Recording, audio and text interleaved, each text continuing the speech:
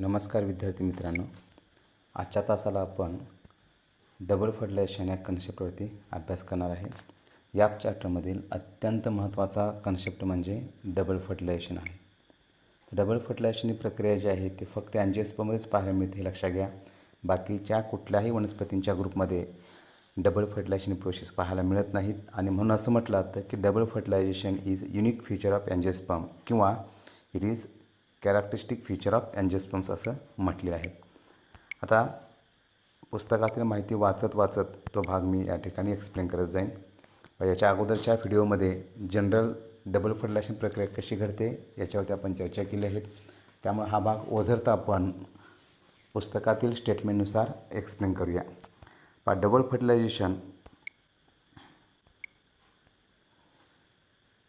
Double fertilisation is a complex fertilisation mechanism असं म्हटले आहेत.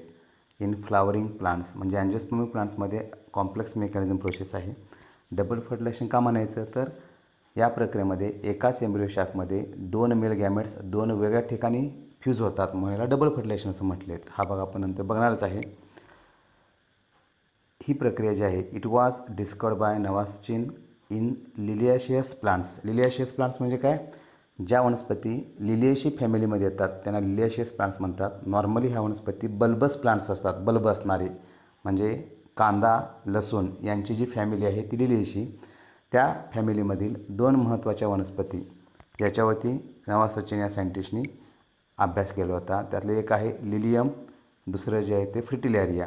लिलियम आणि फ्रिटिलॅरिया यालाही आपण कॉमनली लिलिये प्लांट असंच त्या ठिकाणी म्हणू शकतो. पहिल्यांदा मी फोटोग्राफ्स तुम्हाला दाखवेन या ठिकाणी. ही जी वनस्पती आहे ती फ्रिटिलॅरिया नावाची वनस्पती आहे. फ्रिटिलॅरिया लिली ह्याला कॉमन लिलीज असं म्हणतात, पण ॲक्च्युली फ्रिटिलॅरियाचे अनेक स्पेशीज त्या ठिकाणी उपलब्ध आहेत. त्यातील ही एक वनस्पती फ्रिटिलॅरिया. त्याच्यानंतर दुसरी जी वनस्पती आहे याला लिलियम असं म्हटलं जातं. ह्या लिलियमचे देखील अनेक स्पेशीज त्या ठिकाणी उपलब्ध आहेत.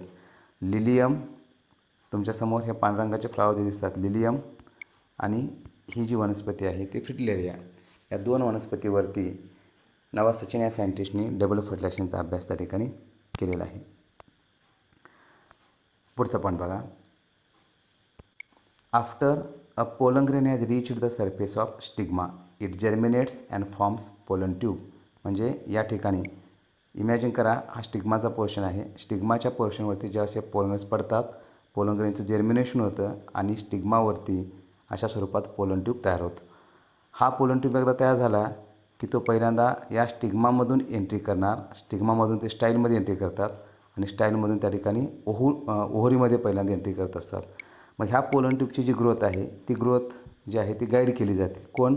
तर एम्ब्रियो शाकमध्ये एक ॲपॅरेटस जो असणार आहे त्याच्यामध्ये असणारे एकच्या बाजूला असणारे दोन जे सिनर्जिड्स असतात ते दोन सिनर्जिड्स विशिष्ट प्रकारचा केमिकल सिक्रेट करतात आणि हा केमिकल जो आहे तो पोलन ट्यूबच्या ग्रोथसाठी स्टिम्युलस म्हणून काम करतो आणि पोलन ट्यूबची ग्रोथ जी आहे ती आता हळूहळू त्या ठिकाणी ओव्हलकडे व्हायला सुरुवात होते. त्याला आपण त्या सिनर्जिडच्या केमिकलला पोलन ट्यूबने दिलेला रिस्पॉन्स असं म्हणूया. हा भाग लक्षात घ्या. हा पॉईंट वाचतो मी. After a pollen grain has reached the surface of the stigma it germinates and forms pollen tube which penetrates the stigma style ओव्हरीमधून ते ओव्हरी चेंबरमध्ये जात असतात and then enters into the ovule. कारण ओव्हरीच्या चेंबरमध्ये अनेक ओव्हल्स त्या ठिकाणी पाहायला मिळतात.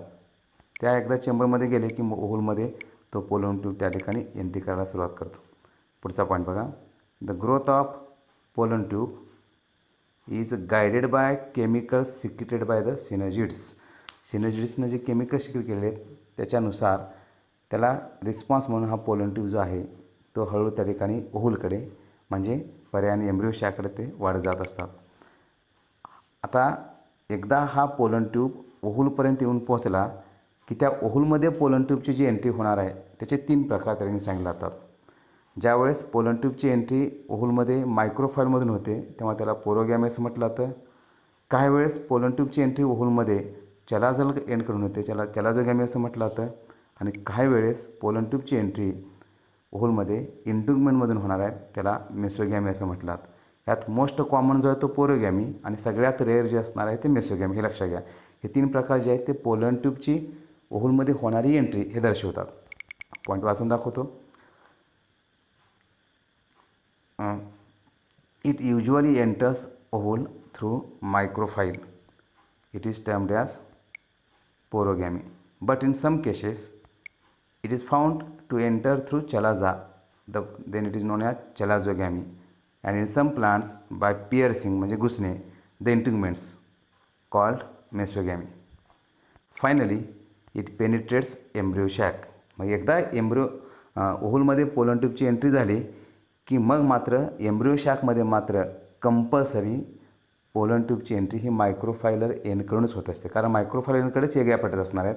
त्यामुळे त्या ठिकाणी कुठल्या तरी एका सिनर्जीमधून हा पोलन ट्यूब आता ओव्हलच्या एम्ब्रियो शॅकमध्ये एंट्री करणार आहेत. हा पॉईंट बघा. Finally it penetrates embryo sac of ovule through its micropylar end.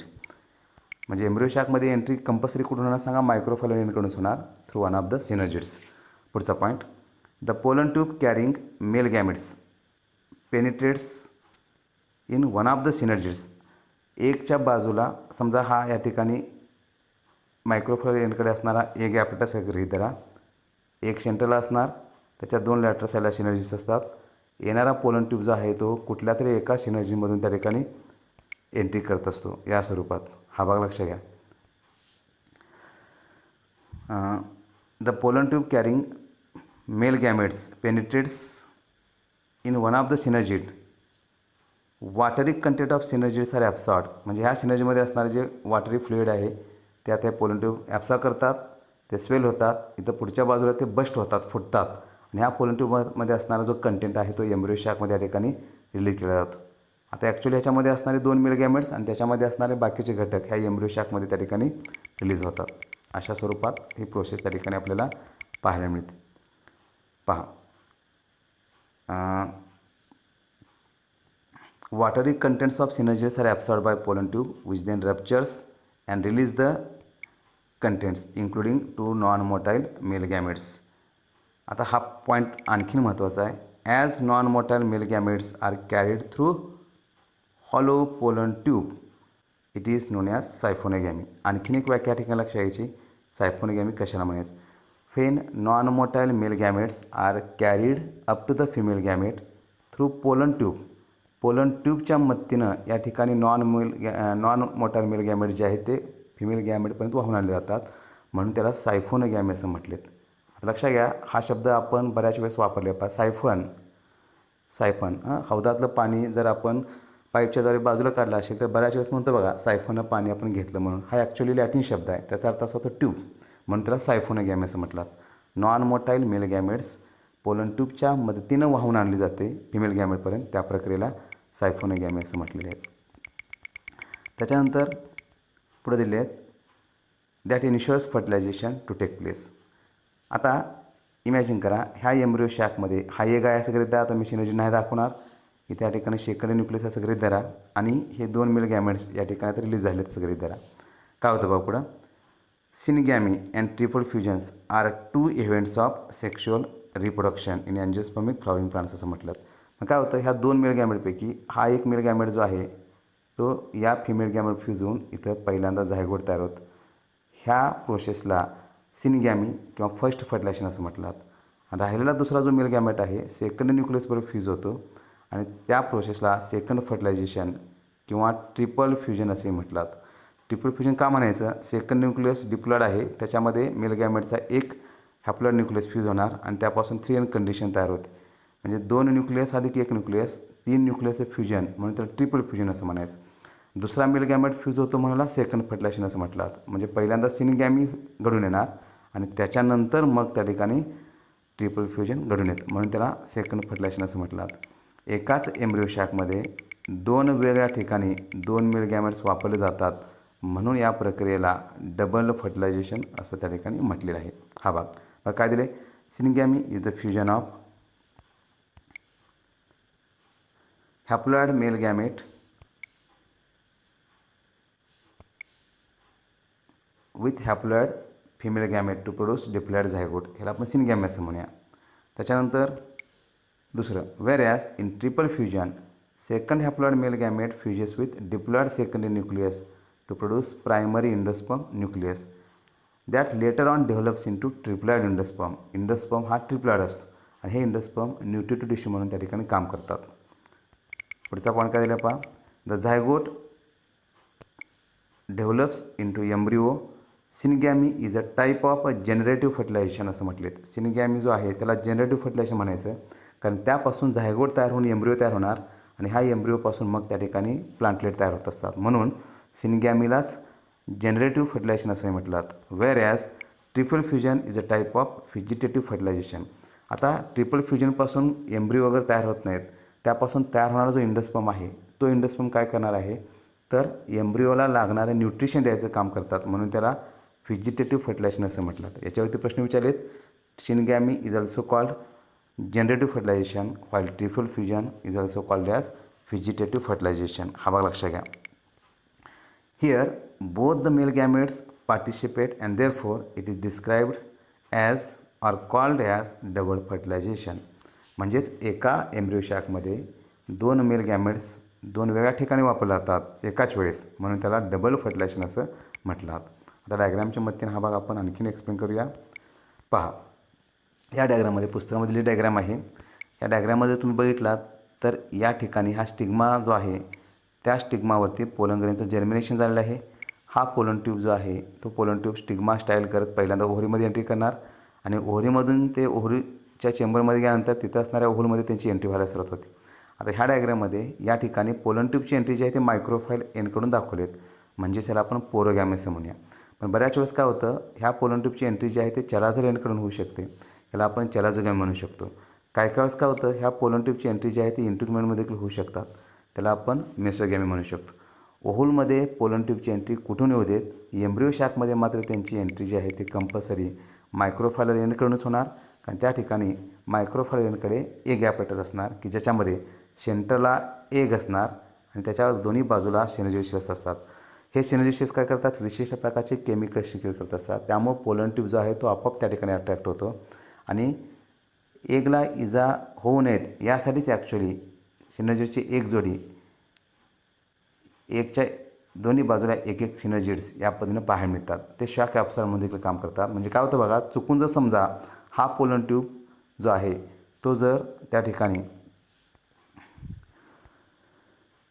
जर या चुकून जर हा पोलन ट्यूब जर डायरेक्ट एक सेलमध्ये जर एंट्री केला इथं, तर काय होतं बऱ्याच वेळेस